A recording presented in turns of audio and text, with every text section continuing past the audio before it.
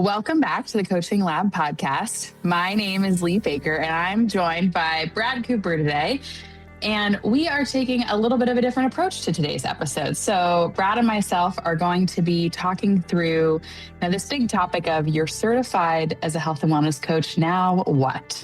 And that can be a pretty expansive conversation. So we're going to do our best to cover a broad range of topics, provide some value and some candid moments along the way. If you're looking for more information regarding Catalyst Coaching Institute or our retreat, you can always go to our website, catalystcoachinginstitute.com, to learn more about those things and how you can get involved with the Catalyst community. All right, well, let's jump in, Leigh. I'm ready. I'm ready too. I'm excited about this because it's just a conversation for us to talk about certification and then what, which is something that I think that both our graduates from Catalyst and other coaches that I talk with, being with a coach myself, they have questions. You have this big build up to becoming board certified, you get your results, and then people are like, now what? Now what do I do? Yeah. So I think sometimes it's conversations around just leveraging your certification and letting people know that you're board certified now and what exactly that means. But I think it'd be helpful to talk through some tangible things that people can do, coaches can do to get started after their certification. So one is, like I mentioned, leveraging the NBHWC certification. I think even before becoming board certified, changing up your LinkedIn and saying that you're in a coach training program, utilizing what the NBHWC offers, in terms of putting the badge on your LinkedIn, your profiles, and getting comfortable with your elevator pitch is what I would say, because I think that there's still so much people don't know about the health and wellness coaching industry that I find when I first got certified, it was just conversation after conversation of like, oh yeah, okay, Leigh, you're a board certified health coach. What do you do?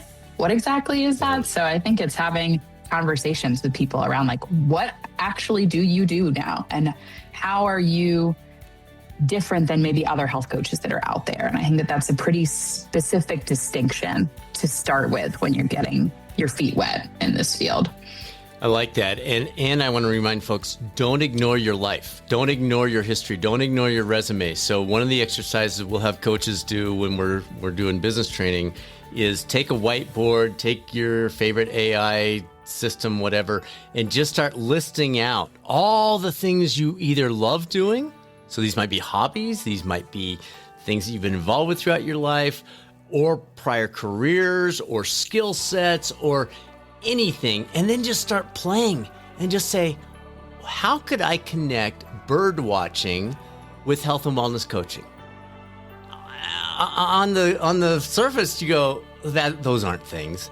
Actually, I can think of a couple ways to build your business around that, right? And I just made that up on the spot. I didn't have that written down anywhere. But you could do that with anything. And so don't throw away your past based on this new certification. This new certification is the icing on the cake. You've already made the cake. You've built the cake. You put all the ingredients in. You've been doing that your whole career, whether you're 8 years in or 30 years in. So don't throw the cake out and just dig into the icing with this certification. Use this certification as the icing on the cake that you've been working on your entire life.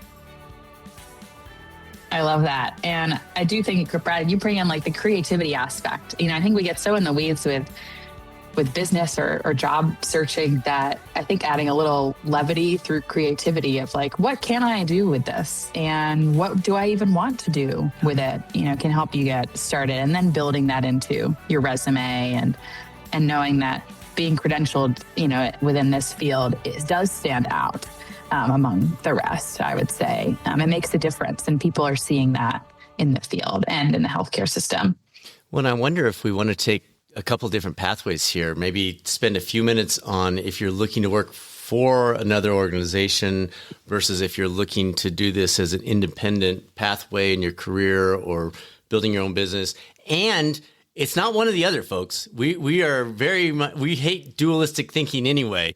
So we're not talking about dualistic careers either. So there may be a way to bring these together, do them simultaneously, parallel, those kinds of things. But maybe, Leigh, let's start with talking through how to present yourself when you're trying to work for someone, and then dive into the other side. How's that sound?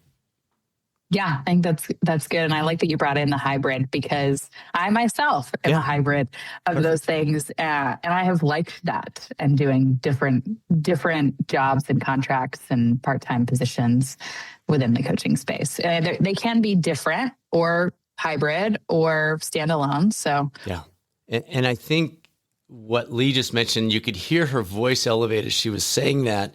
She likes doing, like, what are you wanting to do? What fits you? What fits your personality? Some of you starting your own business, you're like, this would be amazing. And you're willing to put in 80-hour weeks and get this stuff done and dig down and grind it out. And others, you're thinking, no chance. Like there's no, and there's not a better, there's just options. Or as Leigh said, there's the hybrid.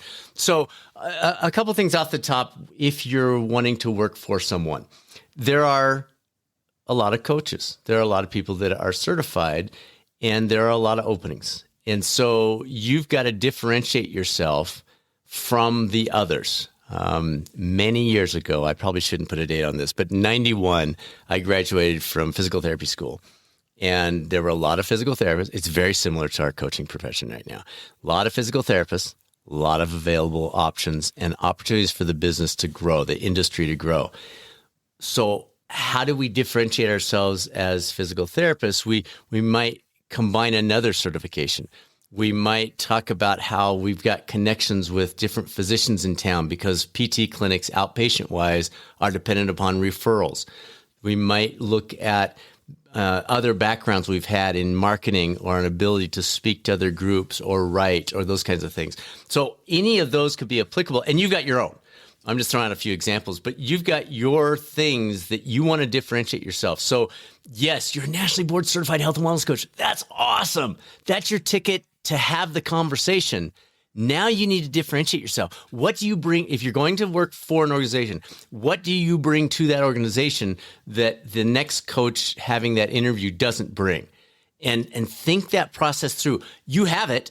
It's just a matter of identifying it and being able to clarify it and lay it out there and communicate how that's going to help that organization do more of what they're trying to do as an organization.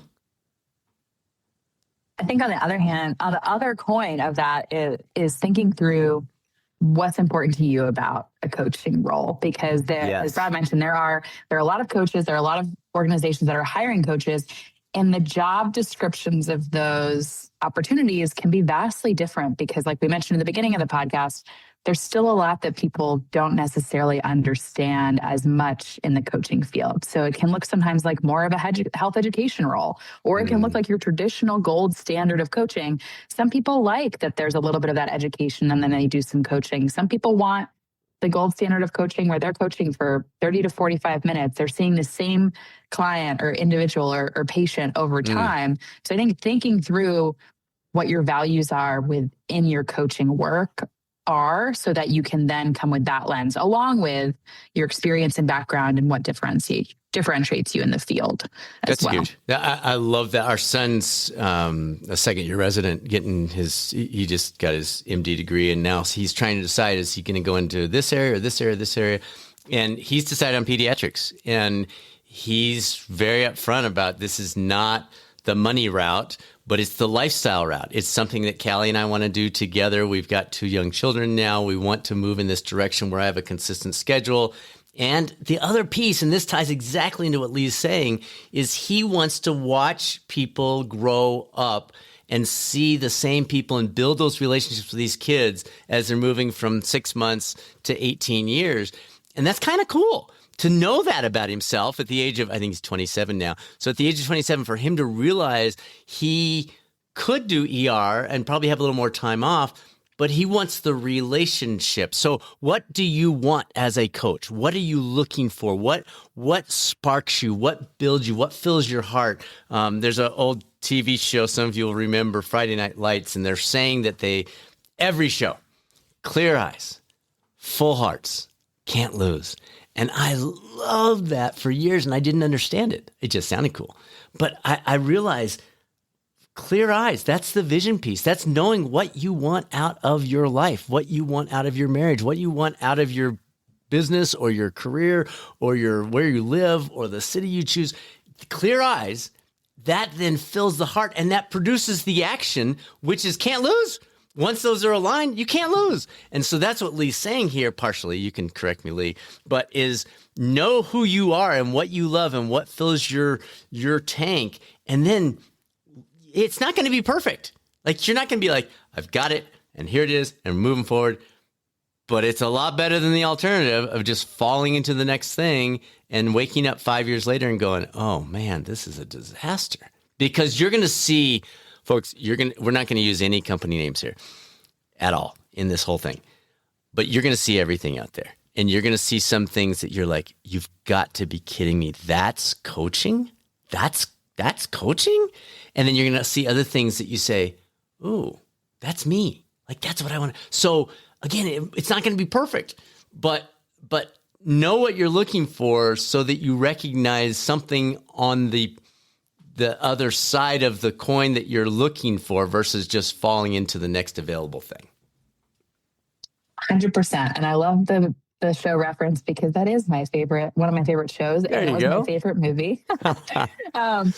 But yeah, I think Brad mentioning, just being really clear on what you want and the value that you bring and what you want out of your life and your career and how that fits in, and not being afraid to have those conversations in the interview. Like, I think sometimes, I connect with coaches and we got these ideas, right? We're like, okay, this is what we want. This is what we want to get out of this role. And this is maybe like the hourly rate we're looking for.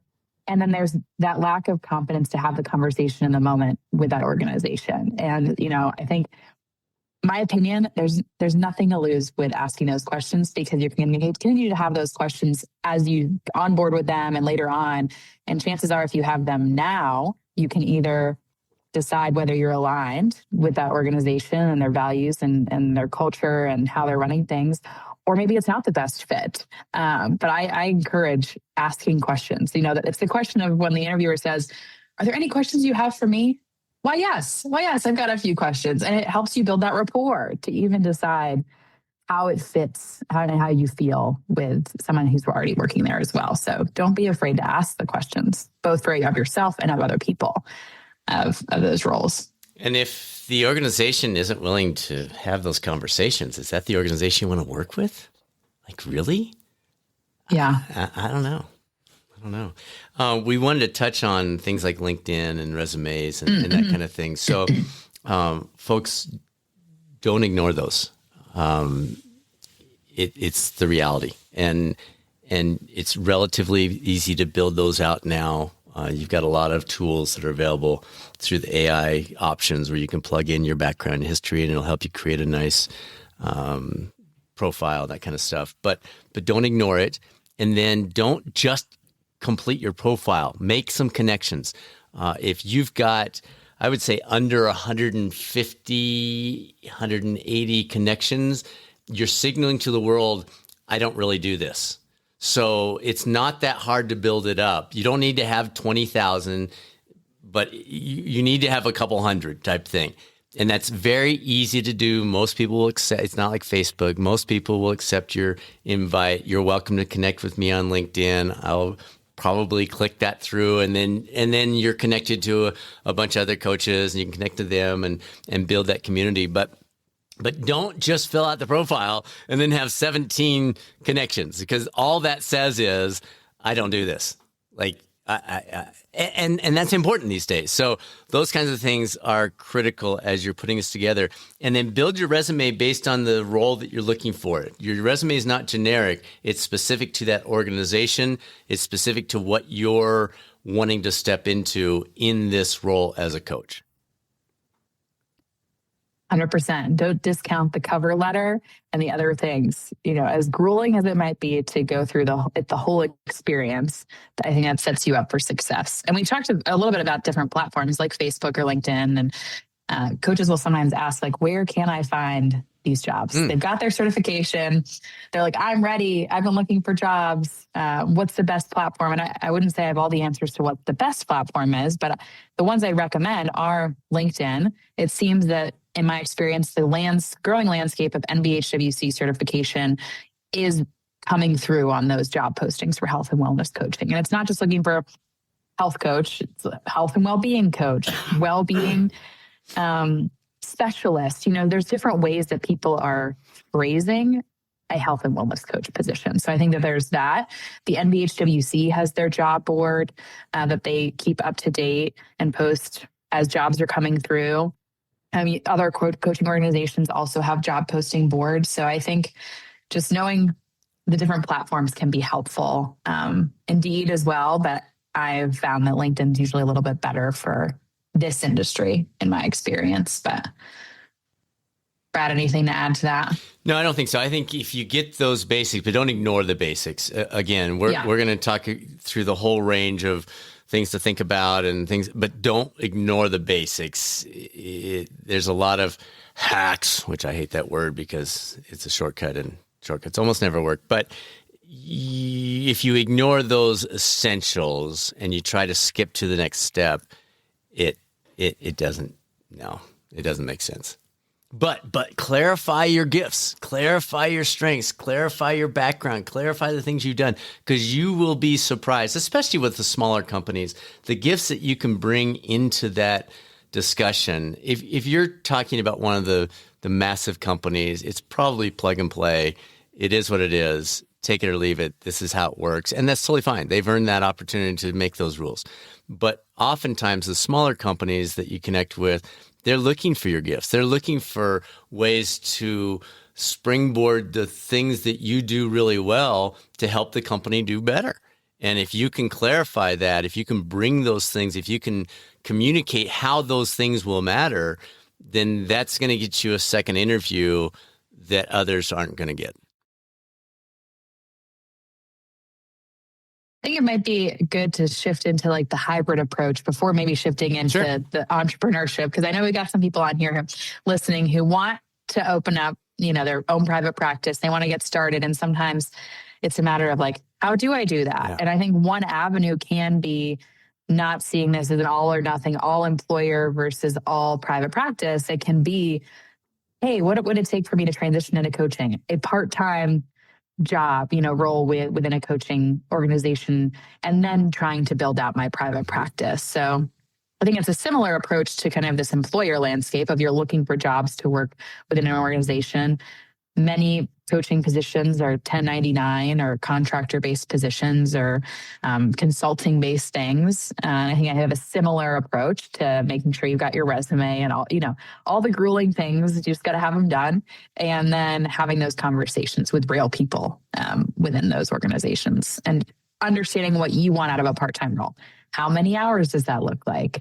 How many clients or participants or patients do they have as an expectation for you to then take on? So you're really understanding what you're getting into with a part-time role and how you're going to balance maybe private practice with that. And windows of the day. So is this a 10 to 2 kind of thing? Is this a 8 to 5? Is this an evening? So clarify those things so there's no surprises. Part of the benefit of hybrid also might not even be coaching on one of those two. So you may step into a role that's earning money so that you can start your own gig, your own company, your own coaching business. One of the big things I can't emphasize enough is debt is the great killer, and overhead. We'll talk about both of these, but debt and overhead are the great killers of small businesses. You can't survive. You're not publicly held. You can't sell a few more shares of stock and raise $20 million.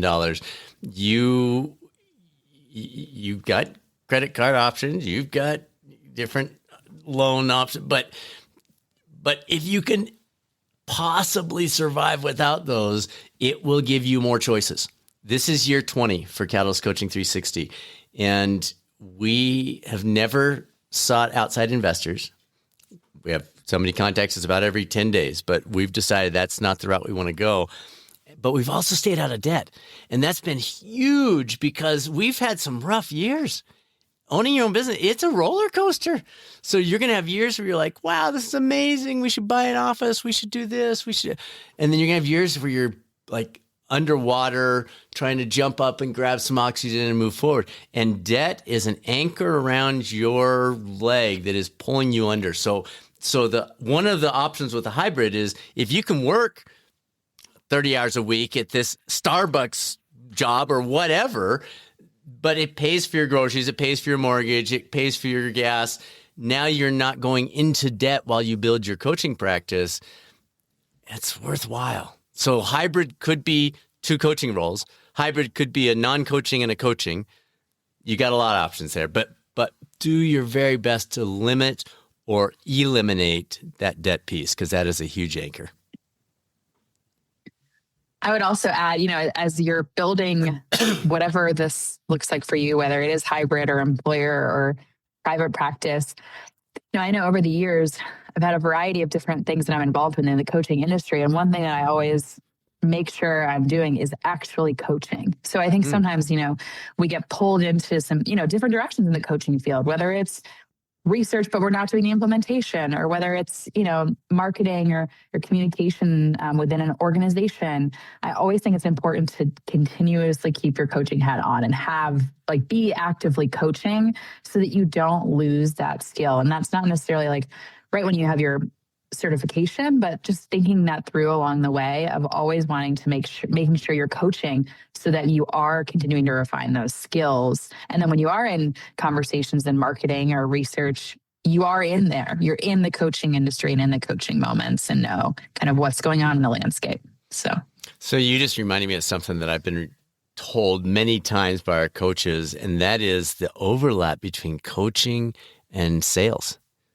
And if you think about what a good salesperson, not a used car salesman, not a schemer, but someone who really understands their client and what they need and helps them find that and makes that connection, and as a result makes sales.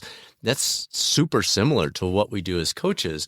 And so if you're going into this, because almost all of us in this coaching world are like, I hate sales. I don't like this. This is, no, I don't like doing it. You're probably really good at it without realizing it. If it's genuine, if it's authentic, and you're not like, oh, got to make 17 cold calls so that I end up with 4 conversations so that I end up with 1 client. Yes, sales is always a numbers game, but if we look at it differently, so just realize this skill set, when you're looking at this hybrid option, may tap into some of these other areas. And I'll tell you up front, if you can help that smaller company with sales, that could be your in. That could be your opportunity to say, I'd love to come on. Oh, we don't really have a role right now. Well, what if I stepped into a sales role the first 3 months, and then as I grow it, I get to take on 50% of those, or whatever. But get creative with that, because speaking as a small business owner, they'll listen. We'll listen. That's a treasured skill set that you already have, but most of us don't want to admit we have it because we're like, no sales. I hate sales. I'm with you. I get it. Yeah, we're in the business of supporting people's well-being, and also we're in the business of either making a sustainable business or having a sustainable career. And those things have to come along with wanting to help other people. We've got to be able to keep the lights on, like you said, want to stay out of debt as best we can, and want to have something that feels sustainable long-term. What, Brad, would you say are the other business basics you'd recommend for someone who's certified and they're like, okay, I'm going to start my practice? Because I feel like there's so much noise out there of where to start that it can be almost debilitating. And so people don't get started, and then they're feeling overwhelmed before they've opened the gates. So now we're leaning into the entrepreneurial side a little bit more. Yeah. So a couple things. Leigh mentioned noise. There's so much noise. There's so many.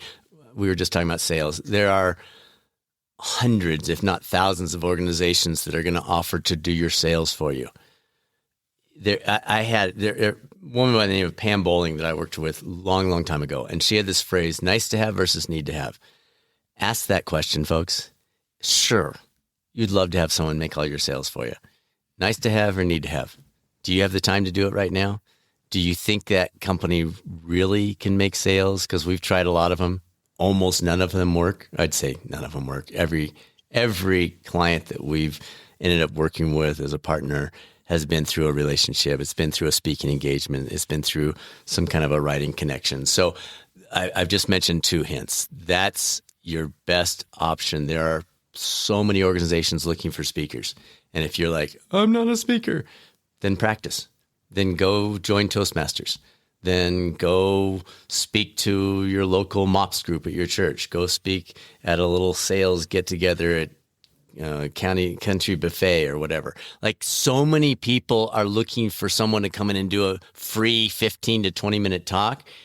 And you have all the topics that they want. How do you stay focused? How do you improve your sleep? How do you build your relationships? How do you fuel better? Come January, you got all the exercise and eating right and all those kinds. So you have so many awesome topics, and there are so many people looking for free speakers. And then when you do that free speech, you leave behind a piece of paper. And I just use an outline of the 3 things I'm going to talk about. And at the bottom, it says something like, if you'd like to try a free sample session, you contact me by this Friday. We'll set you up. Don't make it endless. They can't contact you 3 years from now and go, hey, I heard you 3 years ago. I want to do a sample. Sorry, buddy. But have a time limit, or say the first 4 people to contact you, or whatever you want to do. But create that supply and demand mismatch. That's the key. And then leave it behind. I don't care. I've been speaking for 35 years around the country, every state, a few times in Europe. No one remembers me the moment I walk out that door. It doesn't matter how good you are. Doesn't matter how many times you've done this. So leave something behind so they can find you when they recover from their conference, when they recover from the sales meeting that took place after your thing. One other tip on the speaking: don't develop your talk until you have it booked. That will save you so much time. So approach these groups, have a title, have a paragraph. That's all you want. That's it. It'll take you 10 minutes to prep that. And you can have 7 of them. And you can offer all 7, or you can offer 3 that you think they'll be interested in. And then when they say, Brad, we would love this talk on mental toughness, now you put it together. Because a good talk, even if it's 15, 20 minutes, could take you 20 hours to prepare. Don't spend the 20 hours. Spend the 10 minutes, just enough to say, here it is. And then they're not going to ask you to come tomorrow. They're going to ask you to come in 3 months, in 6 weeks, in a month. So you'll have plenty of time, but don't invest your time up front until you know there's demand for that talk. So writing, speaking are the 2 gimmies. Networking events. I remember when we first started our company, I went to anything with people. Folks were like, "What? Who's your perfect client?" That's what people always ask at networking events.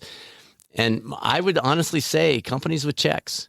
Like, when you're first getting started, you just need to pay the bills. And so if they get the idea of coaching and they can actually pay for that coaching, they are my perfect client. Now that's changed. We're 20 years in. Now we know who we're a good match for. We know who we love partnering with. We know how that flows well together. But wow, that first 2 years, it was a very different story. And that's life of a business. The theme is that you have to get out there. I think in person, and I do hear from coaches sometimes that they're just not online people. Like, they don't love social media, and I can understand that. And at the same time, we live in a world that's technology and community driven. So like, getting in person, if you're able to do that, I think is the best thing to do for relationships. And sometimes that's not as approachable given whatever, life circumstances or where you are located or something, something's inhibiting that. Getting your face out there online. In the coaching world, we're communicators, right? Like, and I think having videos around what you do, or exploring better ways to sleep, or, build boundaries, or like Brad was mentioning, you've got such a wealth of knowledge and information, but getting yourself out there. And the more often you do it, the easier it'll feel to, feeling more confident in certain areas. But yeah, I'd say in person. And if you're online, people want to hear you and see you so that they know you and trust you. Good. Very good. Other things in terms of building that business. So we talked about the finance side. And by the way, one of the strategies with that might be, instead of trying to work 2 different things, maybe you work for 6 months knowing this is where you're going, and you limit your expenses to the nth degree. So you've got a war chest, if you will, that allows you to last 6 months with no clients, or whatever it might be. So just run the numbers, folks. That's what we're saying there. So that's on the finance side. The nice to have versus need to have. Yes, it'd be cool to buy a new computer. Yes, it'd be nice to have a new phone. Yes, it'd be nice to get a new desk. Yes, it'd be nice to have an office chair. I worked from our kitchen table the first 2 years, 3 years of our business. Our kids were 10, 12, and 8, I think, at the time. And they knew when Daddy yelled, client or phone call, they'd turn the stereo down, grab the dog, and they were super quiet. Like, that's just what you do. That's how it works. So roll with that. You don't need to have an office that you go to. You don't need to have all the latest bells and whistles. You need clients. Do what you need to do to get clients, and then maybe get that office chair. Maybe get that new computer. But just be super clear. I can't emphasize the finance because that's why companies go out of business. It's simple. No margin, no mission. You can't live a mission if you don't have a profit margin. Building clients, we've talked about on the speaking side, the writing side, the networking side, the social media side, the specialization with that. So you don't want to over specialize, but you don't want to under specialize either. Individuals don't buy coaching, they buy solutions. So they want you because they're not sleeping. They want you because they think they failed building an exercise routine. They want you because they're not focused in the afternoon. They want you because they're trying to get that promotion at work and they just don't seem to be standing out. So that's what you're selling. You're selling a solution. You're not selling coaching. And I think I've forgotten that in the past. That's a mistake I've made with our organization is I've tried to sell coaching because I believe in it so much and I just think it's amazing and I have my own coach and it makes such a difference for me. But the people you're talking to, they don't know that. So if you don't phrase it, if you don't communicate it in terms of a solution, they're going to nod their head and be like, oh, that's really nice. That's interesting. They're not going to hire you. So the other thing that I think is your very single best marketing tool is coaching. So don't offer this online to everyone in the world. Hey, try a free coaching session out.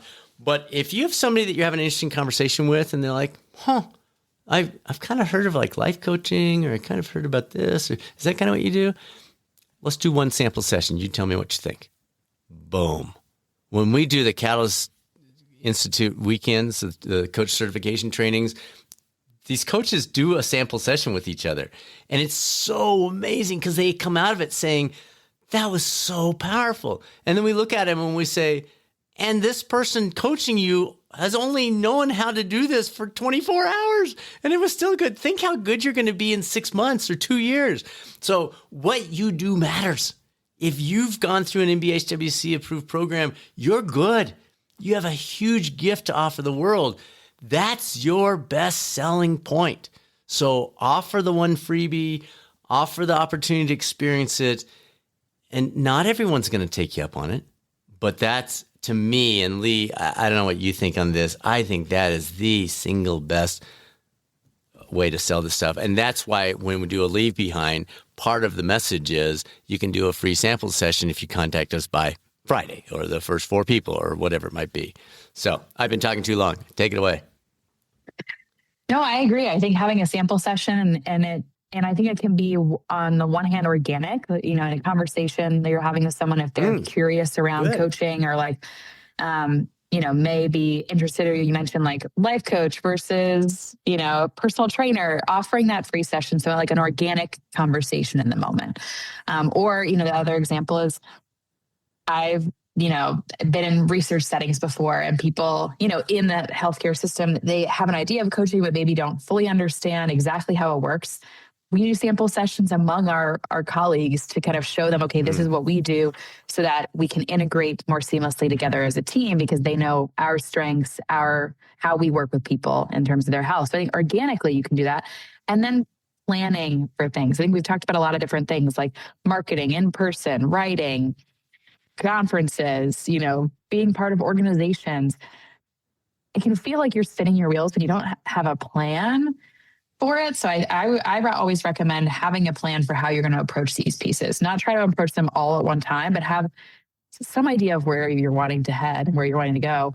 and don't be afraid to do some things organically as well. So like you could have a plan, but then organically in the moment, even if it's not on the plan, quote unquote, you can still offer that free session or offer that coffee, and you can give them a hybrid, coaching session or a micro session to kind of see how it is, or even utilize your skills in coaching in a conversation with someone. I've done that at chamber events where I'm having a conversation about a guy who owns a fencing company, and I'm asking curious questions, I'm asking open-ended questions, I'm leaning on their values. And by the end, like you can tell that the conversation made a difference. And it's different than me asking a bunch of closed-ended questions and not being actually curious or present.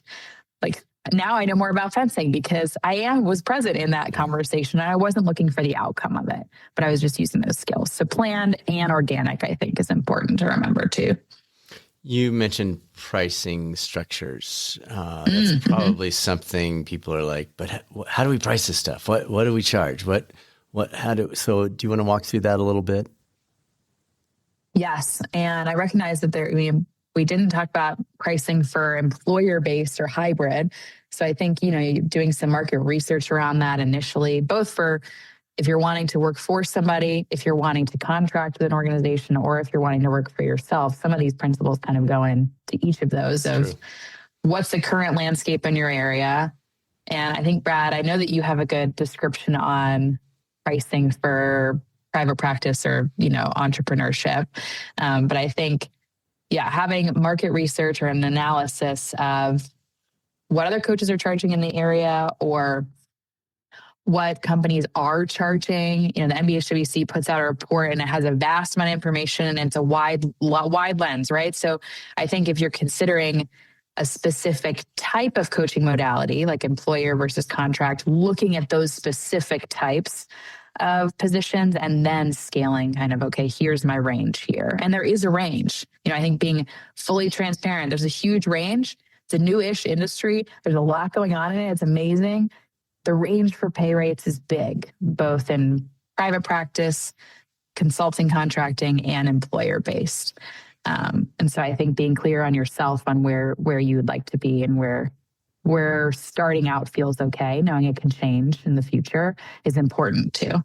For sure. And the surveys, be sure you dig into the math. Leigh and I were laughing about some of the math in the national survey a couple months ago when it first came out because it's so skewed by the ends of the bell curve.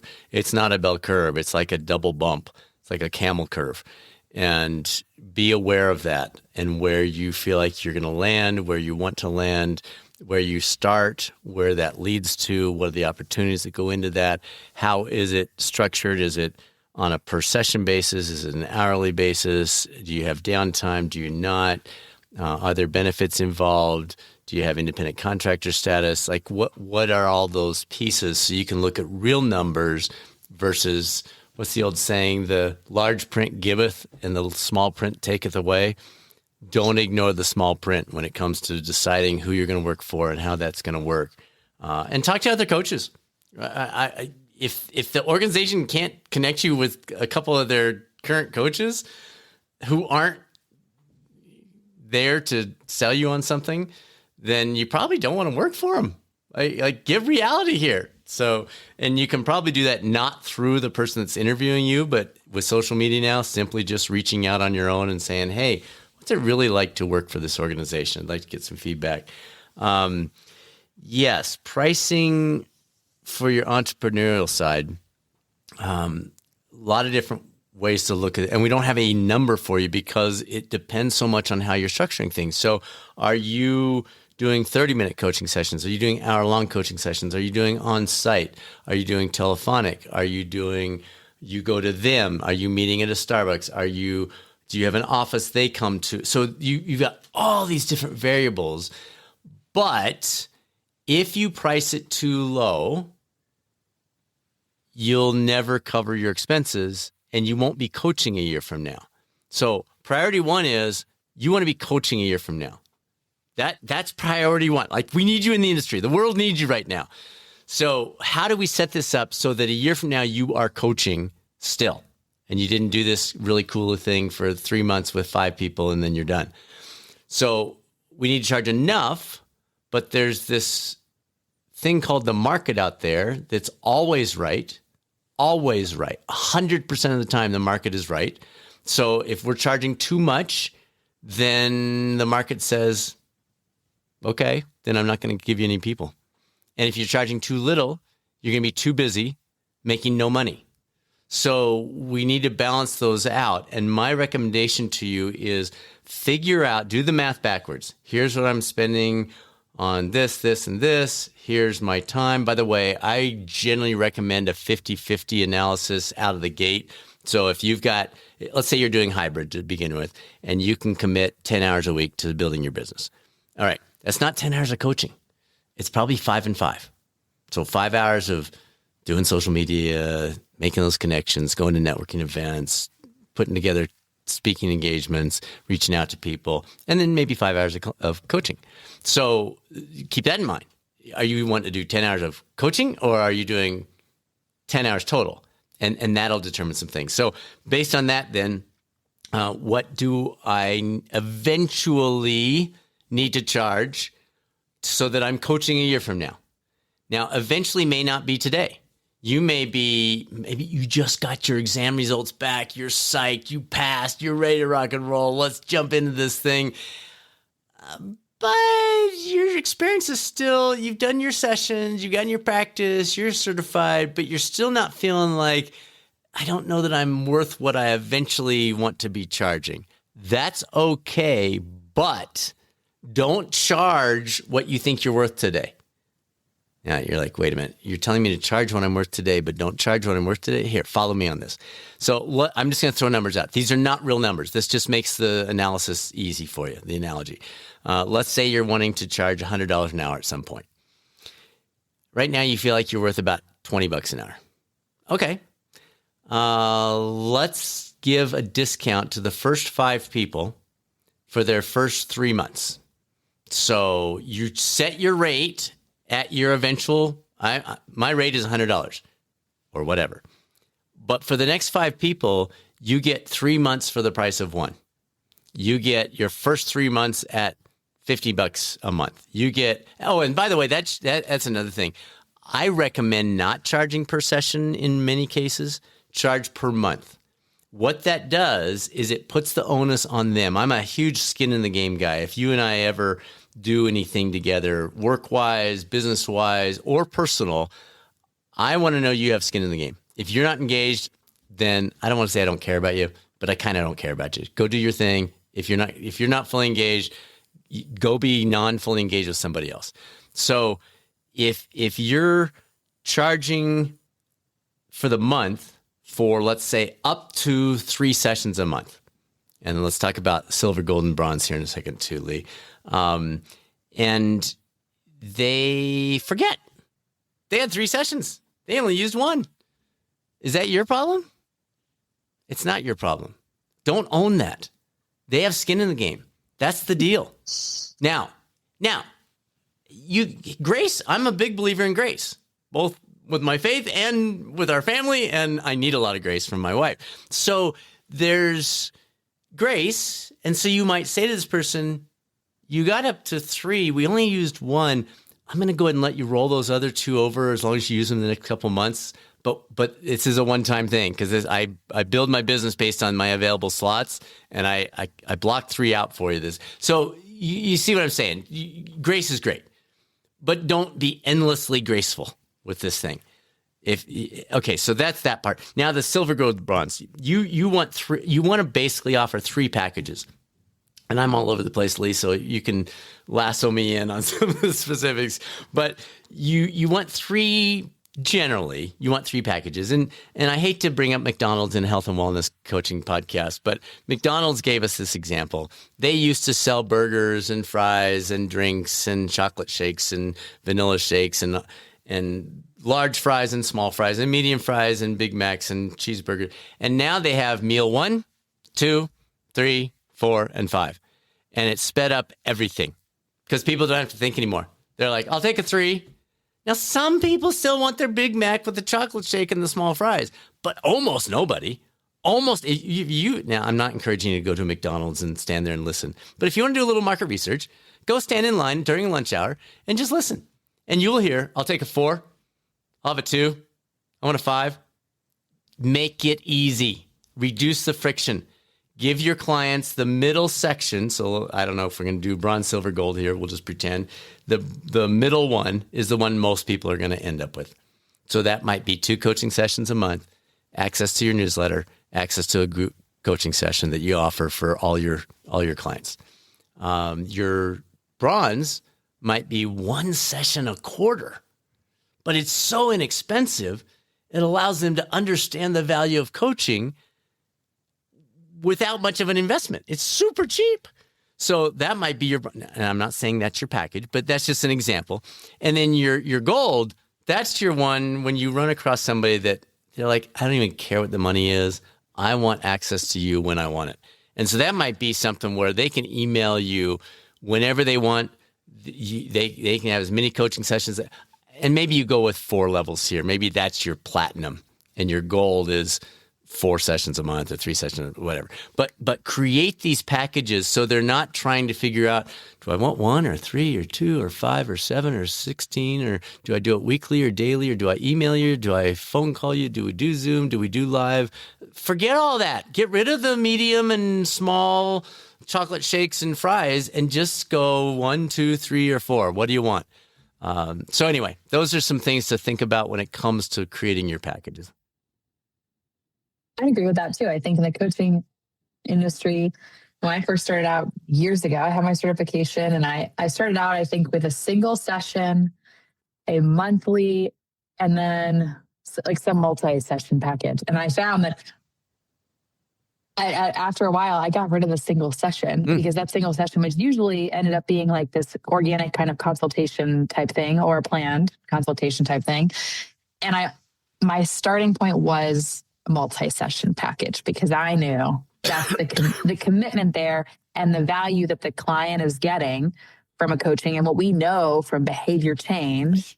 So I think, starting with the idea that they're going to be working with you for more than 1 session in private practice. We know the landscape can be a little different within an industry, like an employer, where maybe you're doing HRAs or annual wellness assessments and you're doing like a standalone session with them. That's different. I think with private practice, I started saying my minimum is 6 sessions, and then kind of seeing, like Brad said, what the market tells you. But most people who I did the 1 session with, they came back for another session and another one. So it didn't even make sense for me to have that after a while because it was the multi-session deal. And I think being very clear on what they get out of it.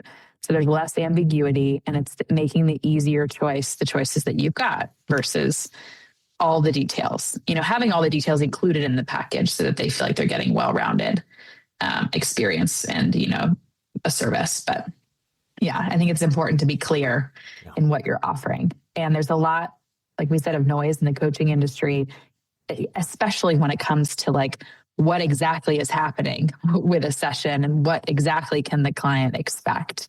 So being clear, having those different tiers, but making it really easy for them to read through and not having it be so, I would say, verbiage in a way that relates with the person that you're working with too. Because I think in the coaching industry or having a public health background myself, I can get stuck in the weeds with like my public health, well-being, health coach jargon.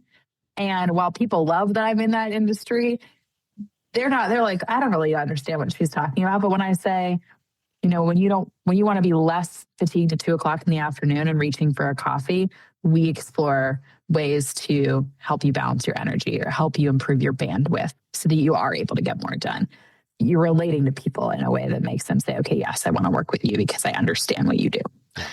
So good. I think that's important too. That's in the weeds a little bit, but I think it's important when we're thinking about pricing and packaging that it's clear and it actually makes sense to the person that's viewing it, not just ourselves as the coach. Right. Because that's our world. I think that's big. Yeah.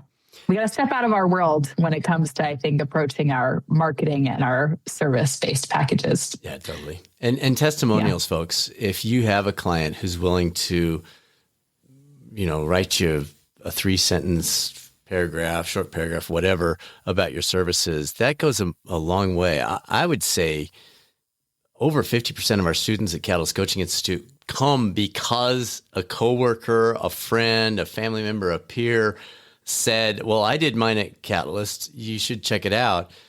It's the same thing with getting your coaching clients, is when somebody's willing to say, and maybe you offer something like, I'll give you a free session if you recommend me to somebody else. So you've got a lot of options along these lines. By the way, I just looked at the clock and we're going to go another 10, 15 minutes here, but we are open to doing this in the future. So if you have questions, if we're covering things, and again, we've got a few more things to cover, but if we miss something that you would like, we're completely open to doing this again in a month or so. So send your questions to us, results@catalystcoachinginstitute.com. And we'll just kind of gather those up. And if there's enough of those out there of things that we didn't address or we didn't clarify, maybe Brad went off on a tangent and you're like, wait, come back. I want the original question answered. That's fine. But let us know that. So results@catalystcoachinginstitute.com. Just mention question for business podcast, and we'll keep those in a stack and come back. If there's enough of them, we'll come back and do another episode later. So what else do we want to touch on, Leigh, before we close this out that we've missed so far? Gosh, there is so much. I would say, back to kind of the big picture of like, you're certified, now what? I sometimes think it's a good conversation, or something important to talk about in conversation is scope of practice. I think when we're talking about our value add in the industry and people resonate with certain things in health and wellness, whether that be meals or nutrition or physical activity. I've had this happen to myself too. You get this kind of pull to want to like put another hat on or be an expert in another area. And while you may, have a nutrition registered dietitian hat and a health coach hat, or a PT hat and a health coach hat, with your health coach hat on, you just want to be careful about scope. And I think it's something that we don't talk about enough of. If we stay in our lane, we advance the credibility and integrity of the field. And so when you're certified and you've got this national board certification, you're holding that gold standard in this field right now. And we want to see that through. And, while we can have educational talks around some of these areas like sleep, nutrition, physical activity, we want to make sure we're also adding the value of coaching into that and not scope creeping on some of these other things, especially when the market is pulling us in that direction, because you just feel it sometimes, when you're not getting clients and people are like, oh, can you give me a meal plan? Or, oh, can I ask you about exercise advice? It can't be a compelling argument sometimes when you're like, man, can I just get more clients if I did this? I hear that. So I think it's important to say, okay, here's the scope. How do I communicate that with the people I want to work with while also communicating my value as a coach and what I do along with those things that they can get from other people in the health and wellness space? So yeah, the headline chasing is tempting because you pull up your X feed or your Facebook feed or your Instagram feed or whatever, and the headline about, as we're recording this, they just broke the 2-hour marathon. And so every single person that I follow is talking about their theories about why they did it and how you can do it. And obviously none of you can do it, and I can't either. But you get the idea. You whatever the topic of the hour is, it's overkill. And you might even find value as a coach in being a contrarian to the biggest thing. So maybe your thing is look at the headline and then come in with the evidence. Because the headlines, read the articles. They're not going into the evidence. They just the newspapers want clicks too.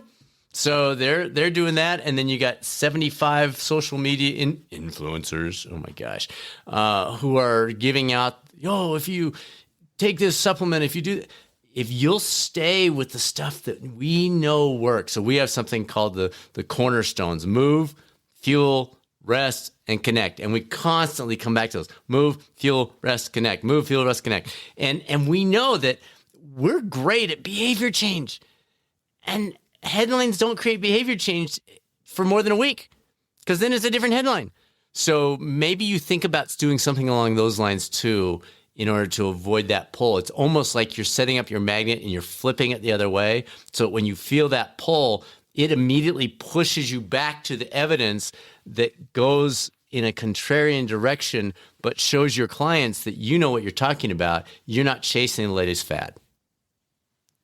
100%, because health and wellness coaches, we have a responsibility to stay up to date of health and wellness topics in the industry, and that's a big component of the content categories now outlined in the NBHWC. And at the same time, while we have to be a steward of that information, our role in the coaching partnership with the client is not to be the expert in those things. So I think just remembering that, and even practicing how to have those conversations with your initial clients. I mean, I went through many of those. Some of them didn't feel great.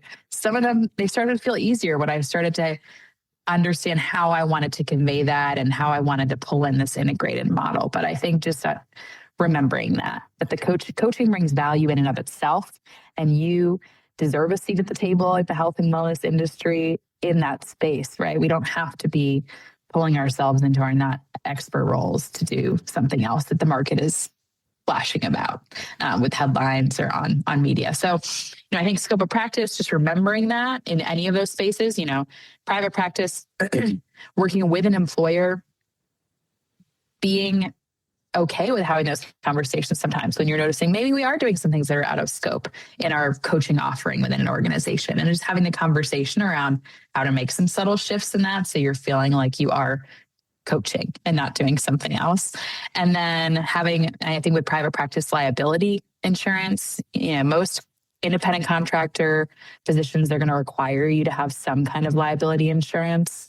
I have a lawyer in the family. I'm not a lawyer myself, so you probably want to just check on what those policies and practices are from an ethical standpoint, getting some liability insurance, or what the employer is going to require if you're a consultant or in private practice, just so you're protecting yourself.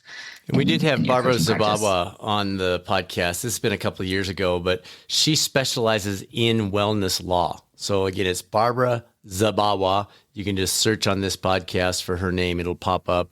And she, at the time, I don't know if she's still doing this, but said she'd be happy to do a brief consult. But she also has a bunch of templates on her website, and we have used one of those. So in spite of the fact that we existed for 15 years before I ever met her, when we rolled out a different program, I reached out to her and said, hey, we'd love to buy one of your templates. Can we tweak it? Blah, blah, blah, blah. And so that's a much lower cost, because you'll find if you have an attorney put together an agreement for you, all of your money from that whole year's work will go to your attorney, which maybe you like your attorney, but just be careful. Yes. That reminds me, the other thing that I didn't mention but is worth exploring, we can go into more details later if it's an interest to folks, is a great opportunity is not just individual clients, but maybe small companies. No one's serving small companies. They need us too. So maybe you've got a relationship with somebody who owns a 50-employee company or a 200-employee company. I can promise you almost no one is reaching out to them with coaching options. So that can be an opportunity too that you can explore. Yes. And I, like we mentioned at the beginning, there's so many different avenues that we can go into. When you get board certified, now what? And the answer is there's a lot that you can do. And it can be overwhelming with where to start. So I think thinking through what feels like the next best step right now, and starting there, and doing some reflective work. I think we talked intermittently about that throughout this episode of like, you kind of want to have a plan. You also want it to tie to your values and what you want, both in life, health, family, profession, and being really clear on that as you navigate through job opportunities, contract opportunities, opening your private practice, and being really intentional with your time and your money and where you're heading. Yeah, that's good. I'm looking at our list. I think we've covered just about everything. I see a couple things we probably want to touch on. Do you want to discuss some of the CEU recertification things? I'm happy to talk about imposter syndrome, because I certainly suffer from that. And then we can tie a ribbon on this thing. Sounds like a plan. Yeah. So as you might have seen, when you get board certified, you have 3 years to get 36 CEs for your recertification cycle. As it sits right now, 2026, there's 36 CEs required every 3 years by the National Board for Health and Wellness Coaching.